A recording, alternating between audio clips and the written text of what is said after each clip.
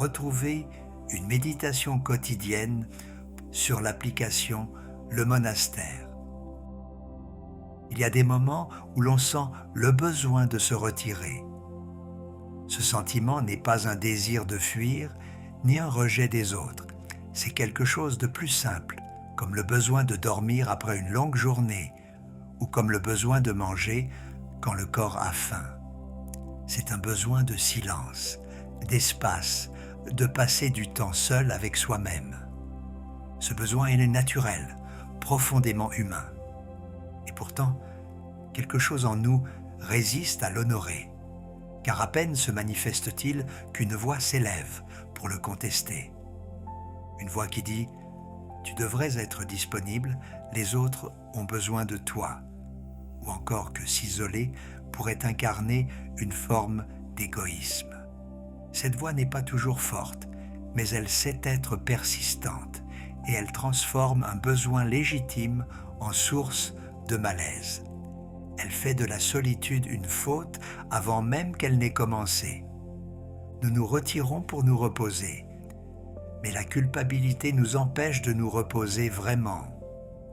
Nous sommes physiquement seuls, oui, mais mentalement encore dans la relation, encore dans l'obligation, encore dans le regard des autres. Regardez comment fonctionne la vie moderne. Les messages instantanés qui attendent une réponse immédiate. Les réseaux sociaux qui mesurent notre existence au nombre de nos interactions. Les téléphones qui nous rendent joignables à chaque instant, en tout lieu. Être injoignable est devenu presque immoral. S'absenter est devenu suspect. Nos ancêtres, eux, vivaient selon des rythmes différents des nôtres. La vie n'était pas un flux continu de présence et de stimulation, mais une alternance, parfois imposée, parfois choisie, entre des temps de rassemblement et des temps de retrait, entre des moments de communauté et des moments de silence. Ces rythmes, nous les avons perdus. La technologie nous a donné le pouvoir d'être toujours connectés. Et ce pouvoir s'est transformé en obligation. Ce qui était une possibilité est devenu une attente. Ce qui était un choix est devenu une norme. Cette pression est si omniprésente que nous finissons par l'intérioriser complètement. Nous n'avons plus besoin qu'on nous reproche notre absence. Nous nous la reprochons nous-mêmes. La surveillance est devenue autosurveillance. Les sages taoïstes observaient le monde et y voyaient partout le jeu de deux forces qu'ils appelaient le yin et le yang. Leur intuition, qui n'était pas une vérité révélée, mais le fruit d'une longue observation, était que ces forces ne sont pas des contraires qui s'affrontent. Elles seraient plutôt des partenaires qui se répondent, qui s'engendrent mutuellement, qui ne peuvent exister l'une sans l'autre. Le jour n'est pas l'ennemi de la nuit, il en est le complément. L'inspiration n'est pas le contraire de l'expiration, elle en est l'autre face. L'une appelle l'autre, l'une a besoin de l'autre, l'une donne naissance à l'autre. Dans le symbole du yin et du yang, chaque moitié contient un point de l'autre couleur. Le blanc contient du noir, le noir contient du blanc. Cela signifie que même au cœur de la solitude, la relation est présente, et même au cœur de la relation la plus intense, la solitude est là. Ces deux dimensions ne se combattent pas, elles se nourrissent mutuellement. Elles ont besoin l'une de l'autre pour exister pleinement. Vue sous cet angle, la solitude devient la condition même de la présence vraie. Sans retrait, pas de vraie présence. Sans silence intérieur, pas de vraie écoute. Sans temps passé avec soi-même, pas de capacité à être vraiment avec les autres. La solitude et la connexion sont deux temps d'un même mouvement, deux phases d'un même cycle, comme l'inspiration et l'expiration d'une même respiration. Mais la solitude est plus qu'un simple repos qui nous prépare à retourner vers les autres. Elle est aussi un espace où quelque chose peut se transformer, quelque chose qui ne peut pas se transformer ailleurs. Cette compréhension dissout la culpabilité en montrant qu'elle repose sur une fausse opposition. S'accorder de la solitude, c'est précisément ce qui peut nous permettre d'avoir davantage à offrir. Se retirer peut permettre de nourrir la relation à sa source, pour prendre soin de soi, afin de mieux prendre soin des autres. Au fond, se retirer, c'est simplement se donner la possibilité de changer, de se transformer profondément. Notre époque aime segmenter les personnes entre introvertis et extravertis. Les uns se ressourcent dans la solitude, les autres dans la relation. Chacun a sa nature, et cette nature déterminerait ses besoins. Il y a sans doute une part de vérité dans cette distinction, mais nous ne sommes pas tous identiques dans notre rapport à la solitude et à la compagnie même, en ayant identifié notre trait primaire d'introverti ou d'extraverti. Car sous l'angle taoïste, cette division devient plus poreuse. Nous ne sommes jamais seulement l'un ou l'autre, nous oscillons entre les deux selon des rythmes qui nous sont propres. Il y a des moments où nous avons besoin des autres et des moments où nous avons besoin de nous-mêmes. Il y a des saisons de notre vie où la connexion prédomine et des saisons où le retrait devient nécessaire. Le problème survient quand nous perdons l'accès à ce mouvement naturel, quand nous restons coincés dans l'un des pôles sans pouvoir rejoindre l'autre quand le besoin s'en fait sentir. Imaginez un puits. Un puits peut donner de l'eau jour après jour. Mais cette capacité à donner dépend de ce qui se passe dans les profondeurs, là où une nappe souterraine se régénère, plus ou moins vite selon les saisons, selon les pluies, selon ce qu'on lui prélève. L'eau qui est puisée en surface est remplacée par l'eau qui monte des profondeurs. Le puits donne parce qu'il reçoit. Sans cette régénération souterraine, il s'assécherait, on pourrait continuer à y descendre le seau. Mais il remonterait vide. Nous sommes semblables à ce puits. Nous donnons aux autres notre attention, notre présence, notre énergie, notre amour. Ce don est beau, il est nécessaire, il est au cœur de ce qui fait une vie humaine. Mais ce don n'est durable que s'il est alimenté par une source, et cette source peut puiser dans le temps passé avec soi-même. Ainsi, la solitude régénère et permet de se remplir à nouveau. Quand nous ne nous accordons jamais le temps à la source de se régénérer, elle se videra continuellement. Alors, nous continuons à être présents physiquement, mais d'une présence creuse, épuisée, qui n'a plus grand-chose à offrir. Nous sommes là physiquement, mais quelque chose d'essentiel s'est retiré. Les autres le sentent, même s'ils ne peuvent pas tout à fait le nommer. Nous le sentons nous-mêmes, dans cette fatigue qui ne nous quitte plus, dans cette irritabilité qui monte pour un rien, dans cette impression de n'être jamais vraiment là. Et nous le sentons aussi dans cette stagnation sourde, cette impression de ne plus avancer, de répéter les mêmes schémas, de tourner en rond sans comprendre pourquoi. Pour que la solitude puisse jouer son rôle de régénération, mais aussi de transformation, elle doit être habitée vraiment. Et pour cela, elle doit être libérée de la culpabilité qui l'empoisonne. La vraie solitude demande une forme de permission, une permission que nous nous accordons à nous-mêmes. La permission de fermer la porte, la permission d'être injoignable, la permission de ne rien faire d'utile. de ne rien produire, de ne servir personne pendant un moment. Cette permission est difficile à se donner dans une culture qui valorise la productivité et la disponibilité constante. Mais sans elle, la solitude reste une coquille vide. Quand cette permission est vraiment accordée, quelque chose se transforme. La solitude cesse d'être une fuite et devient un retour à soi-même, à ce qu'on est, quand on n'est pas en train de jouer un rôle, de répondre à une attente, de remplir une fonction. Un retour à cette partie de nous que le bruit de la vie sociale recouvre constamment. Un retour à la source.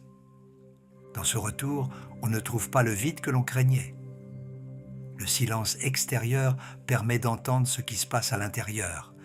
L'absence de stimulation permet de sentir ce qui est déjà là. L'espace se révèle habité par nous-mêmes, par notre présence à nous-mêmes, par cette compagnie que nous sommes pour nous-mêmes et que nous négligeons si souvent. Et dans cet espace, quelque chose devient possible qui ne l'est pas dans le bruit de la vie sociale. Nous pouvons nous regarder vraiment. Nous pouvons observer nos pensées sans être interrompus, sentir nos émotions sans devoir les contenir, questionner nos habitudes sans avoir à les justifier devant quelqu'un. Ce regard sur soi-même n'est pas toujours confortable. Il peut révéler des choses que nous préférions ne pas voir, des schémas qui se répètent, des peurs qui nous gouvernent, des désirs que nous avions enfouis. Mais c'est précisément ce regard qui permet le changement. Tant que nous sommes pris dans le flux des interactions, des obligations, des réponses à donner, nous n'avons pas l'espace pour ce travail intérieur. Nous réagissons plus que nous n'agissons. Nous répétons plus que nous ne créons. Nous maintenons plus que nous ne transformons. La solitude ouvre une brèche dans cette répétition. Elle crée un espace où quelque chose de nouveau peut émerger, une compréhension, une décision, une direction. Ce travail peut prendre des formes très simples. Écrire dans un carnet juste pour soi et découvrir en écrivant ce qu'on pensait vraiment. Marcher longtemps, assez longtemps, pour que les pensées de surface s'épuisent et que quelque chose de plus profond remonte.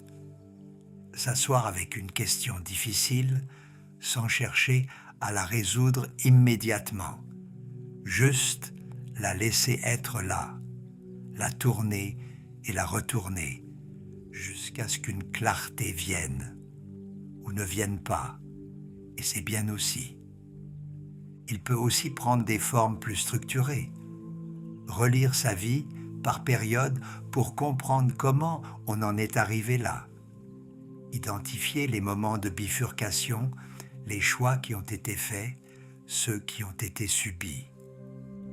Regarder les relations qui nous ont formés, celles qui nous ont déformés, celles qui nous attendent peut-être encore.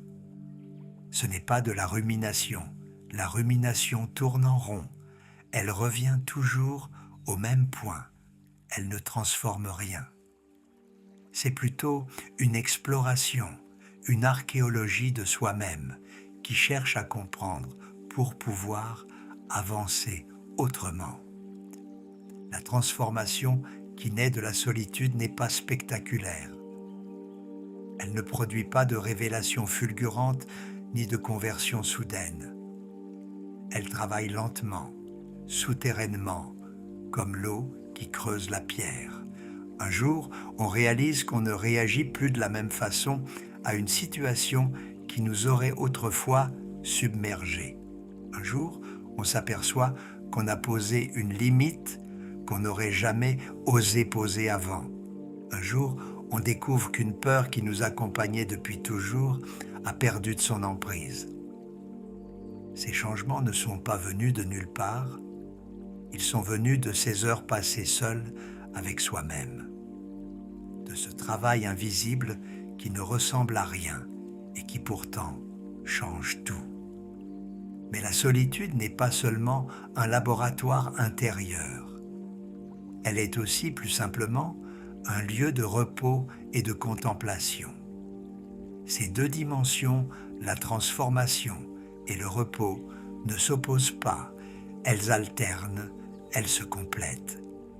Il y a des moments de solitude où l'on travaille sur soi et des moments où l'on ne fait que se reposer, regarder le jour changer, laisser le temps passer sans rien lui demander. Cette rencontre avec soi-même peut prendre 1000 formes. Une marche silencieuse dans la nature, où les pensées se déposent peu à peu comme la poussière dans un verre d'eau qu'on a cessé d'agiter.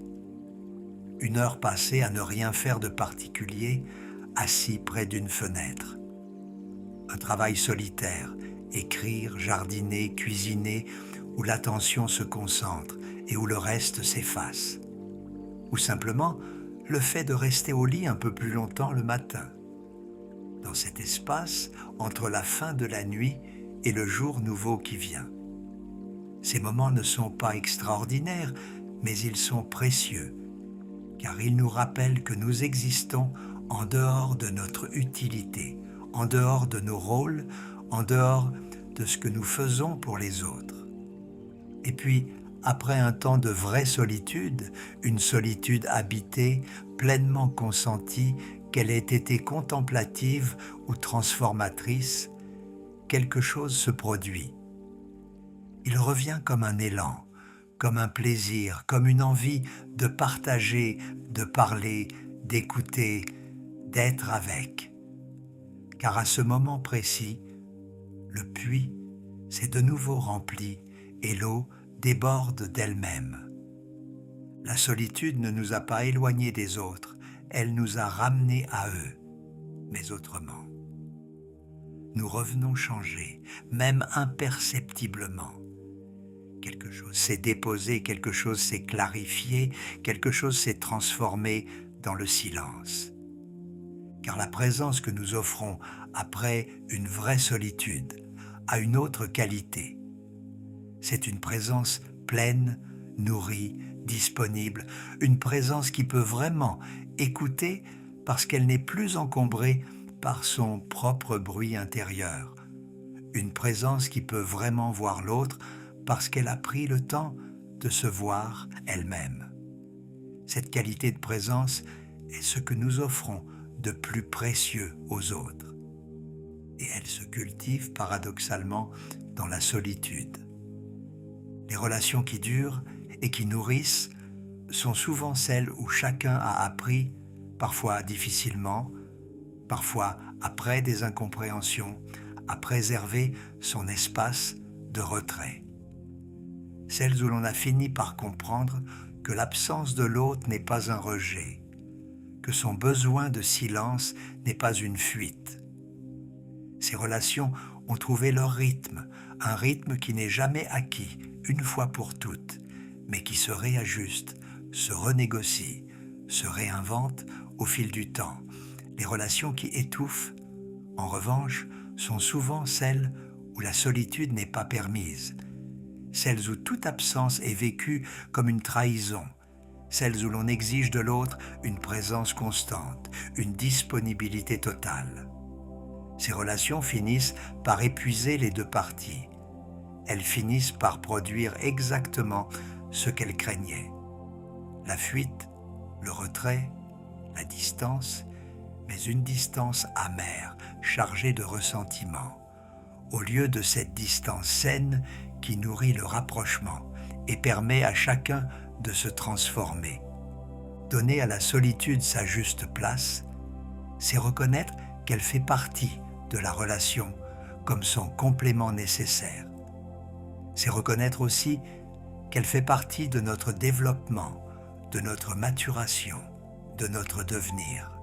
Cette juste place n'est pas la même pour tous. Certains ont besoin de plus de solitude, d'autres de moins. Certains se ressourcent en quelques heures, d'autres ont besoin de jours. Il n'y a pas de norme universelle du bon équilibre.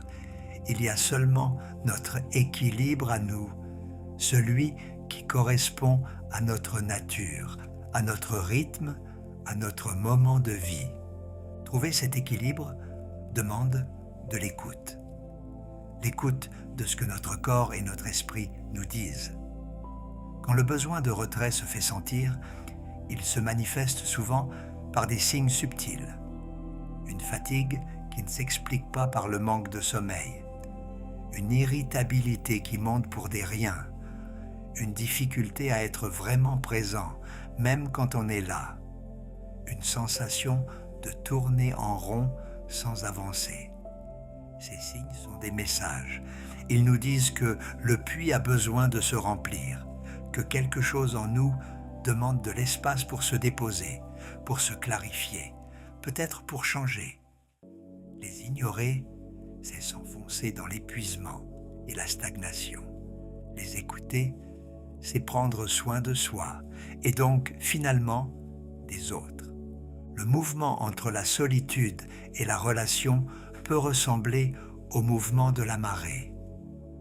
La mer se retire et on pourrait croire qu'elle abandonne le rivage. Mais ce retrait fait partie du cycle. Et quand elle revient, elle apporte parfois avec elle quelque chose des profondeurs, des coquillages, des algues, des traces de ce qui s'est passé au large. Parfois aussi, elle revient simplement, sans trésor particulier, et c'est suffisant. L'essentiel est qu'elle revienne renouvelée, transformée par son passage dans les profondeurs. Nous aussi, nous nous retirons et nous revenons. Nous nous éloignons dans notre solitude et nous rapportons quelque chose quand nous revenons. Des pensées qui ont eu le temps de mûrir, des émotions qui ont eu le temps de se clarifier, une présence qui a eu le temps de se régénérer et parfois une transformation même minuscule qui changera notre façon d'être avec les autres. Le retrait n'était pas une perte, c'était une préparation, un travail invisible, une métamorphose silencieuse. La sagesse taoïste nous invite à faire confiance à ce mouvement, à ne pas le forcer dans un sens ou dans l'autre, à laisser le rythme naturel se déployer, à écouter ce qui est demandé à chaque moment, à honorer le besoin qui se présente sans le juger. Cette confiance est difficile dans un monde qui nous pousse constamment vers la connexion, qui nous fait sentir coupables dès que nous nous retirons. Mais elle est essentielle. Sans elle, nous restons prisonniers d'un rythme qui n'est pas le nôtre, d'une respiration qui n'est jamais vraiment complète. Sans elle, nous nous privons de l'espace où la transformation devient possible. Peut-être que la prochaine fois que le besoin de solitude se fera sentir, nous pourrons l'accueillir différemment, comme un signal à écouter plutôt qu'une faiblesse à combattre, comme un soin à s'accorder plutôt qu'un égoïsme à réprimer, comme un espace de transformation autant que de repos, comme une façon de nourrir l'amour à sa source plutôt qu'un retrait de l'amour. Et peut-être que nous pourrons fermer la porte sans culpabilité, éteindre le téléphone sans anxiété, nous retrouver seuls sans ce sentiment d'être en faute. Peut-être que nous pourrons habiter vraiment cette solitude, la laisser faire son travail de régénération et de transformation, la laisser remplir le puits qui s'était asséché. Puis, quand le temps sera venu, nous rouvrirons la porte. Nous retournerons vers les autres, portés par le désir plutôt que par l'obligation. Le puits sera plein et nous aurons quelque chose à offrir, quelque chose qui aura changé, même imperceptiblement, dans le silence.